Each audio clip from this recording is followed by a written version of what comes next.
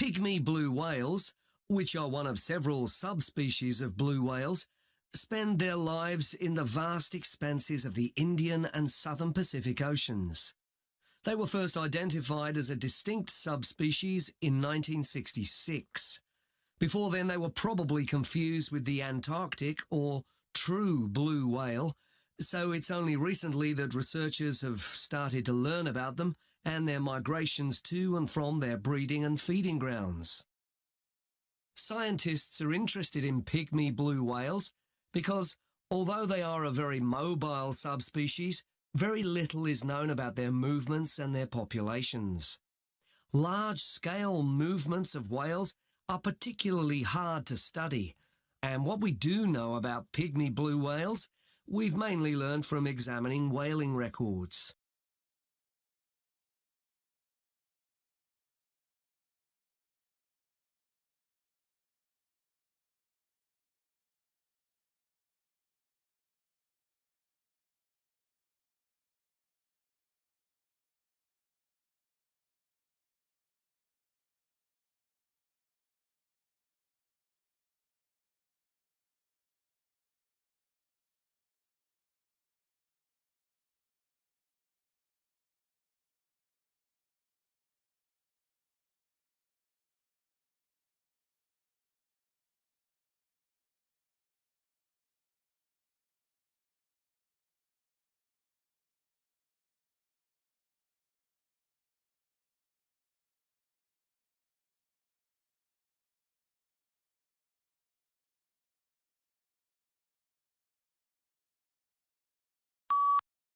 The lecture was about the migration pattern of pygmy blue whales.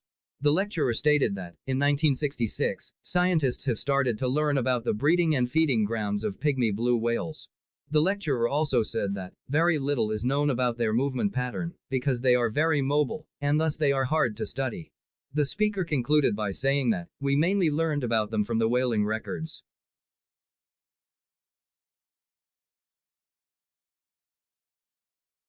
In this talk, I'm going to give some advice on how to present a seminar paper.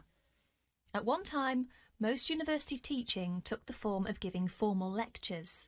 Nowadays, many university teachers try to involve their students more actively in the learning process. One of the ways in which this is done is by conducting seminars. In a seminar, what usually happens is this. One student is chosen to give his ideas on a certain topic. These ideas are then discussed by the other students, the participants in the seminar. What I'd like to discuss with you today is the techniques of presenting a paper at a seminar. As you know, there are two main stages involved in this. One is the preparation stage, which involves researching and writing up a topic. The other stage is the presentation stage, when you actually present the paper to your audience.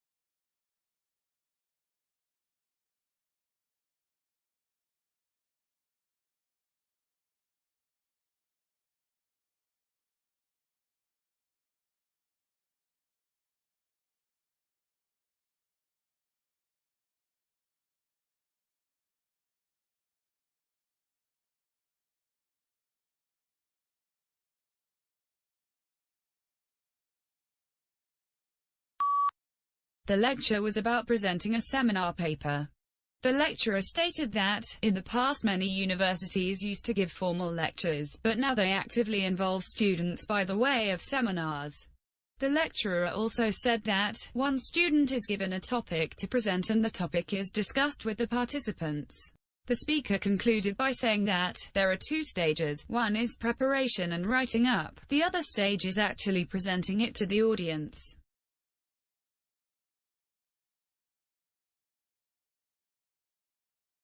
The world of international journalism is changing, like every other industry, due to the internet.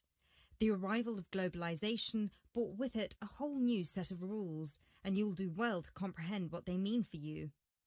Unfortunately, gone are the days when a newspaper would hire you and deploy you to a country. Increasingly, newspapers around the world are beginning to favour freelance journalism, offering opportunities to local reporters with the necessary chutzpah and an understanding of the zeitgeist in their region. What this means for you is that you won't just have to start at the bottom. If you want to sustain yourself as an international reporter, you'll also have to pursue many different avenues at once. You'll need to persevere and push and build contacts everywhere. An old student of mine, a terrible student at university, but an incredibly intelligent woman, she came to find me at a conference that was recently held in Yemen, where I delivered a speech on the future of journalism. She was working for 3 different newspapers as a freelance foreign correspondent, one of them The Times, and she told me that the one piece of advice I gave her that stayed with her and helped her with her career was this: don't be afraid to fail. It will happen over and over again. It's how you deal with it that matters most.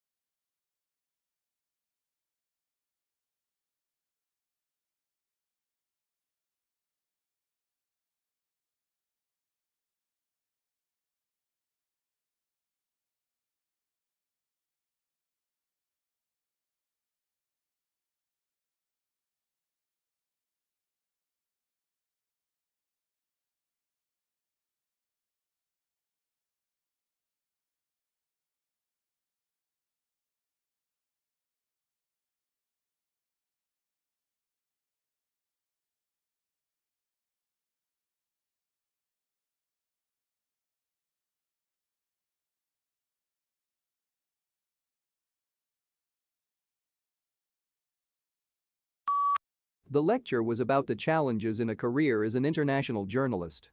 The lecturer stated that the internet and globalization has changed the world of journalism, and the newspapers only hire journalists that have local knowledge. The lecturer also said that, to sustain in the industry, the international journalist has to pursue many avenues at once and need to have many contacts. The speaker concluded by saying that, don't be afraid to fail, but how you deal with the failure that matters the most.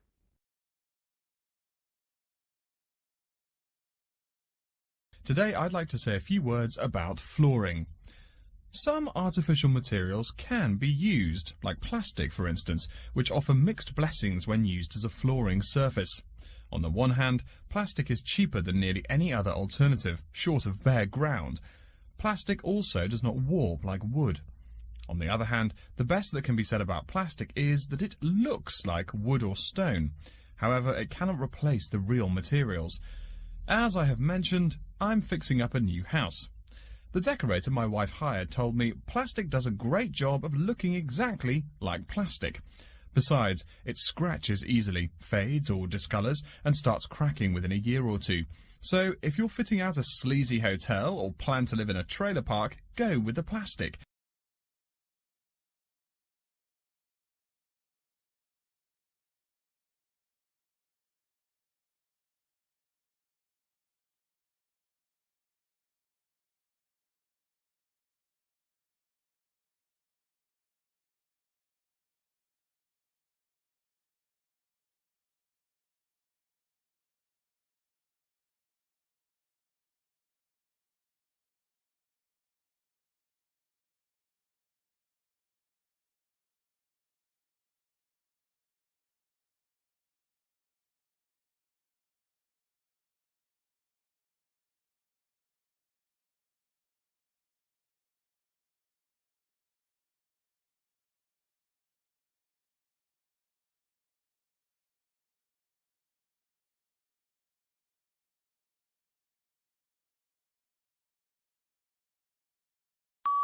The lecture was about the flooring material, for instance plastic.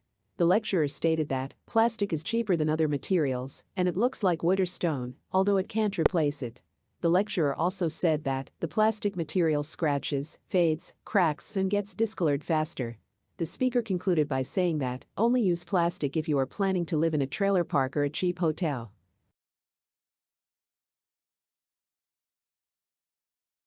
Of all the biological processes in the animal kingdom, sleep is perhaps the most important.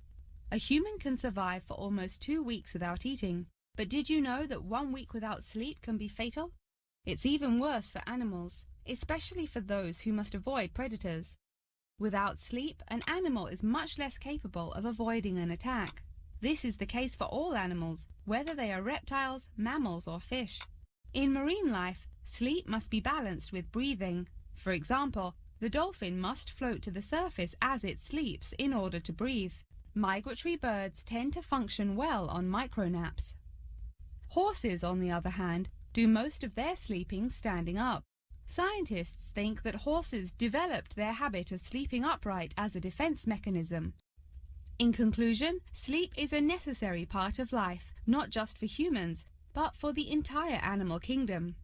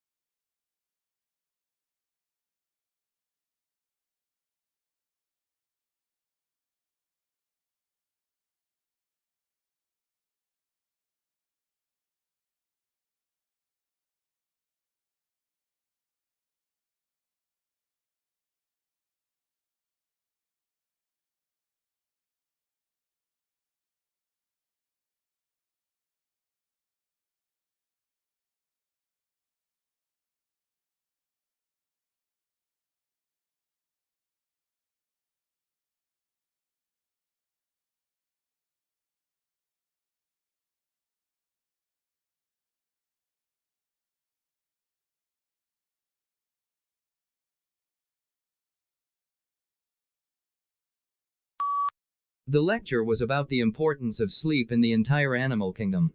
The lecturer stated that an animal can't avoid predators and can get attacked if it does not get enough sleep. The lecturer also said that the dolphins must sleep on the surface in order to breathe properly, the migratory birds function well with micro-naps, and for horses sleep upright as a defense mechanism. The speaker concluded by saying that, just like humans, sleep is a necessary part of life for the entire animal kingdom.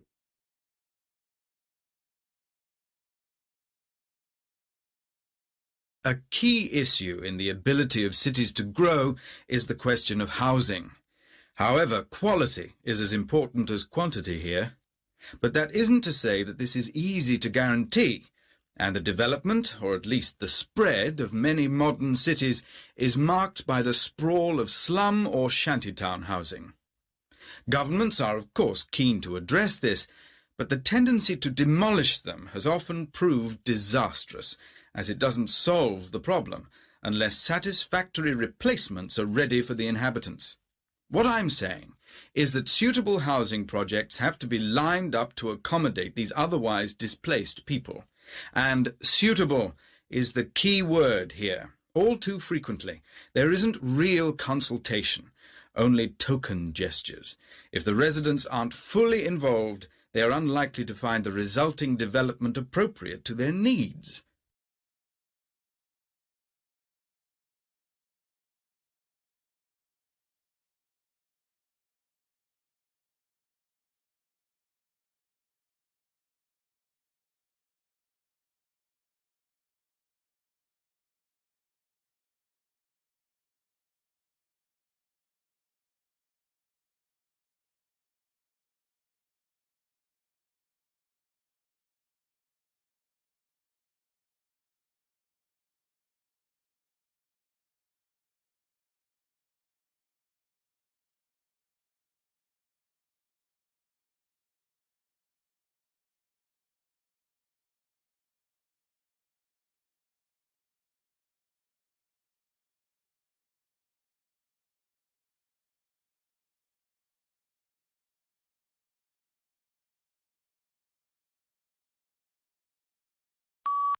The lecture was about the housing problem in growing cities.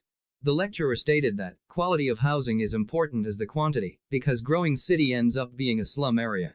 The lecturer also said that demolishing the slum buildings is not the solution, but appropriate replacements should be developed for the inhabitants. The speaker concluded by saying that the governments should create appropriate housing suitable for the people by involving them through consultation.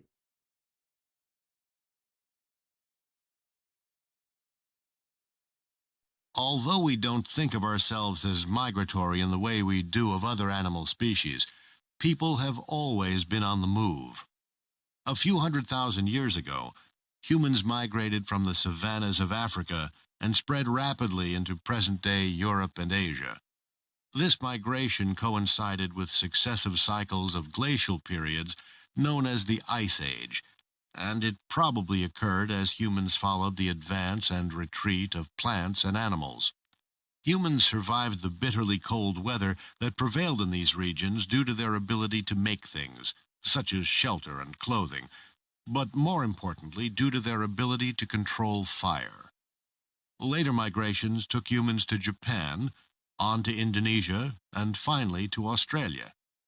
They also migrated across the Bering Land Bridge into North America and spread quickly down to the southern tip of South America. Later movements brought people to the eastern part of the Canadian Arctic and to northern Greenland. Human migration has not just involved taking over unused land. People have also invaded land occupied by other peoples through killing, displacing, or genetically mixing with the land's existing inhabitants. Looking at today's world, it is clear that we continue to do this. To sum up, migration seems to be a fundamental human instinct.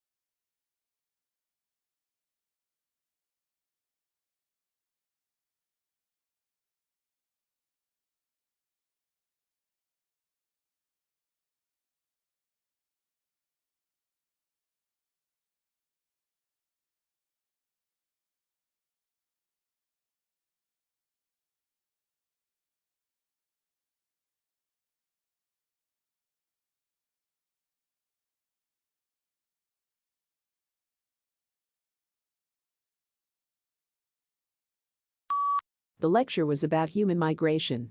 People have always been on the move. Humans migrated from savanna of Africa to Europe and Asia. People survived in the bitter cold, ice age weather by making shelter, clothing and by fire. People migrated to Japan, Indonesia, Australia and America. They settled on the land unused as well as occupied by others. We still migrate for various reasons. In conclusion, migration is a fundamental human instinct.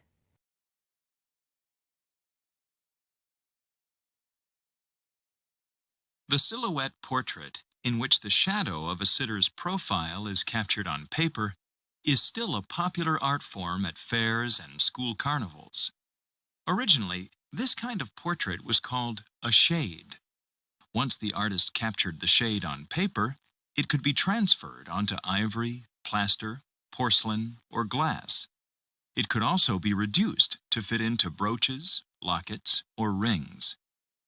The word silhouette was taken from the surname of Étienne de Silhouette, an 18th century French finance minister who was infamous for his cost-cutting policies. In ridiculing these policies, opponents coined the term à la silhouette to mean done cheaply. This phrase was passed on to the art of profile drawings because it was so inexpensive.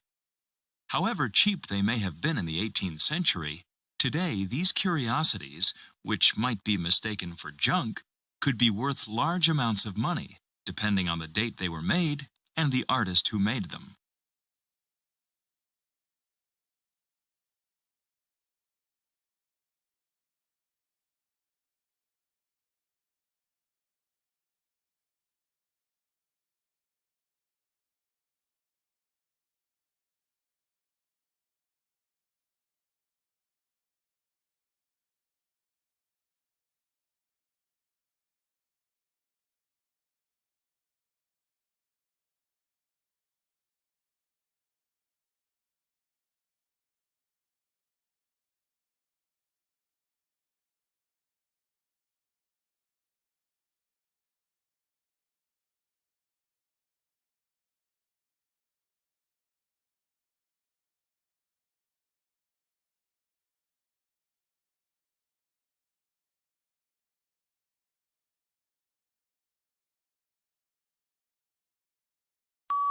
The lecture was about silhouette portrait art.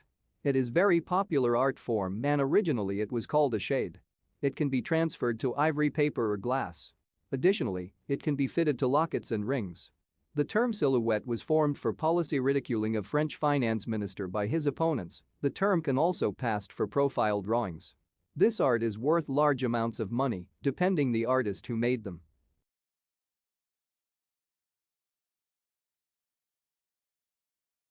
It is simply not feasible for every university library in the nation to contain all the books and journals that university students and faculty need for their research.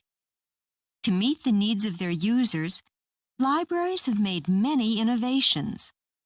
While some money is used for the yearly purchasing of hardcover books and current journals that are recommended by professors, other funds are used to obtain materials that have been put on microfilm and microfiche.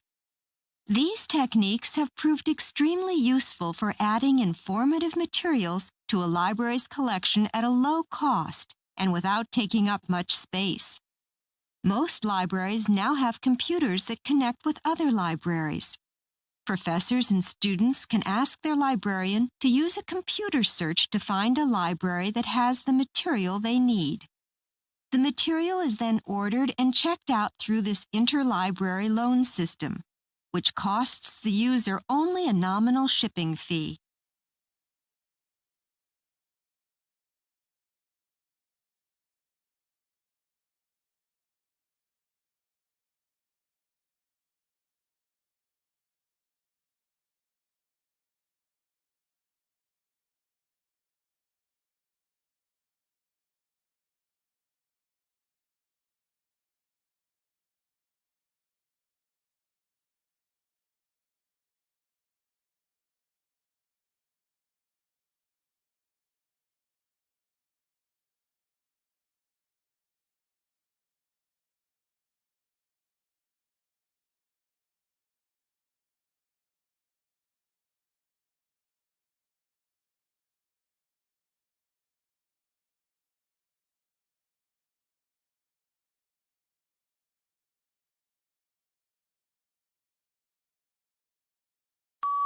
The lecture was about the innovation in university library system.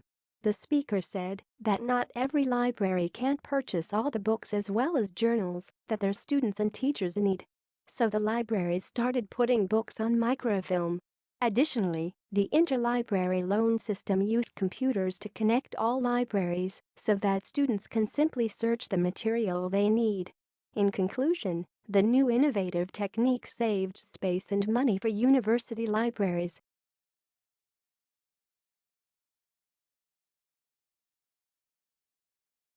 Treasured since ancient times, the spice saffron is obtained from the autumn-flowering Crocus sativus.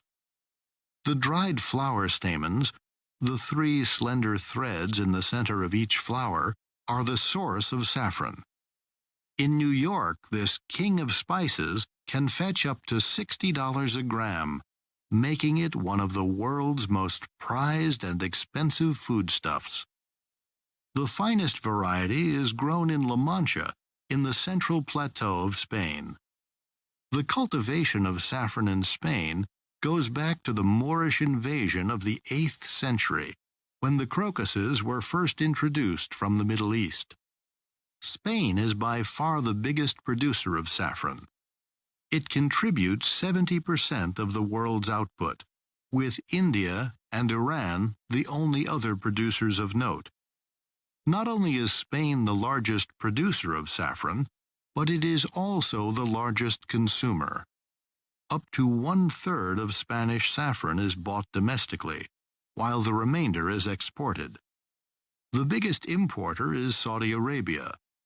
Other countries that import a large amount of saffron are Bahrain, the United States, Italy, and France.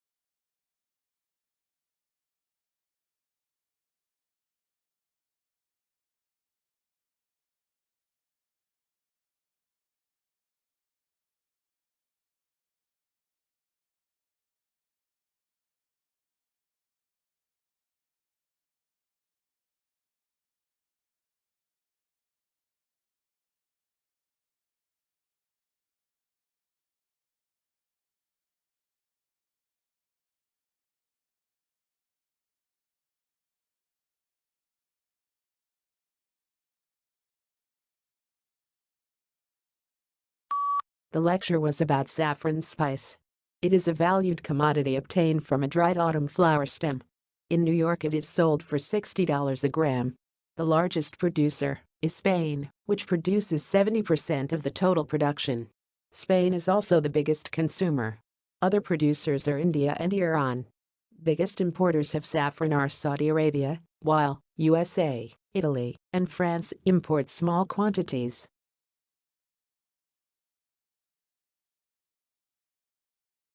Well, we've been rock climbing together now on several occasions, and I feel everyone has made excellent progress.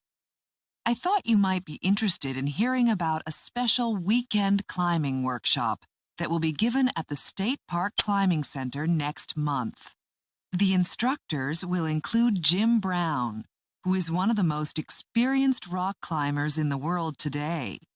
I'm sure that participants in the course will gain a great deal of confidence and will greatly refine their techniques. There will be room for only 20 participants, so everyone will be given close attention. The cost for the weekend, including accommodations and food, is $300. There will be a small extra charge for equipment for those participants who don't have their own. Also, a $30 non-refundable deposit is required by the end of next week, and the balance should be paid by July 20th. I do urge everyone here to take advantage of this wonderful opportunity. If you want to register, I'll give you an application form. After our climb this morning, return the form and deposit to my office as soon as possible.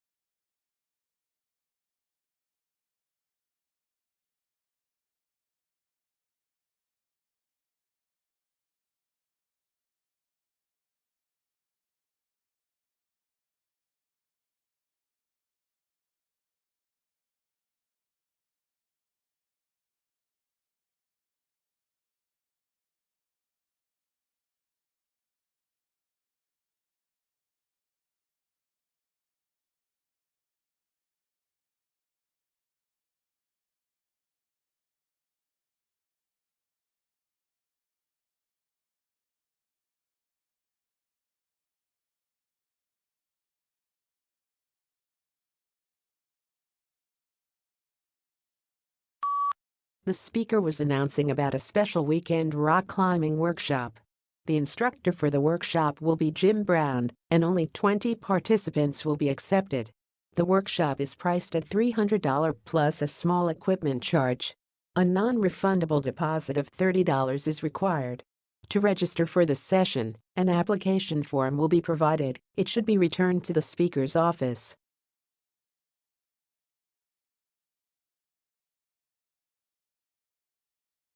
So, how do children learn to enjoy the foods they eat? Let's take a look. Naturally, children like foods that taste good to them. Studies that have focused on the characteristics of food that children prefer have found that children lean towards energy-dense foods. Energy-dense foods are foods high in sugar, salt and fats. A study which examined the facial expressions of infants learned that at birth, infants prefer the basic taste of sweet best. This is mostly because of biological factors. Mother's milk, the first source of food for infants,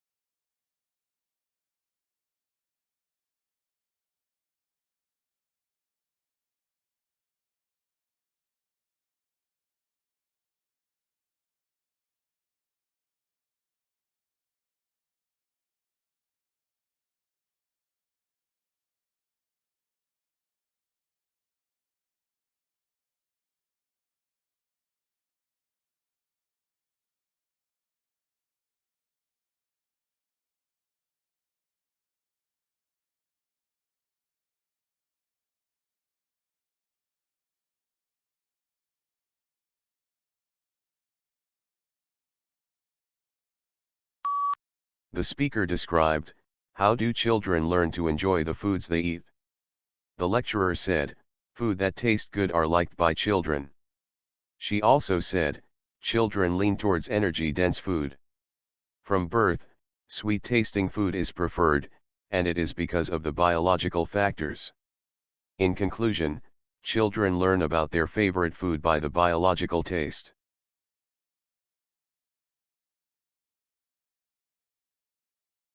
If you've got money, then you'll be able to go into space. And that's what the whole space tourism industry is about. Space tourism companies will be taking people up into suborbit, where they'll get to experience a few minutes outside the atmosphere. But I think, as well as hope, that as paying customers come for space tourism activities, it's going to make it more and more available. There's going to be competing companies and eventually the costs are going to come down. So, this is how this whole thing is supposed to work. The goal is to eventually get things down to the price that normal human beings can afford. And the technologies that are developed for space tourism, the rockets, eventually someone's going to use them for other purposes.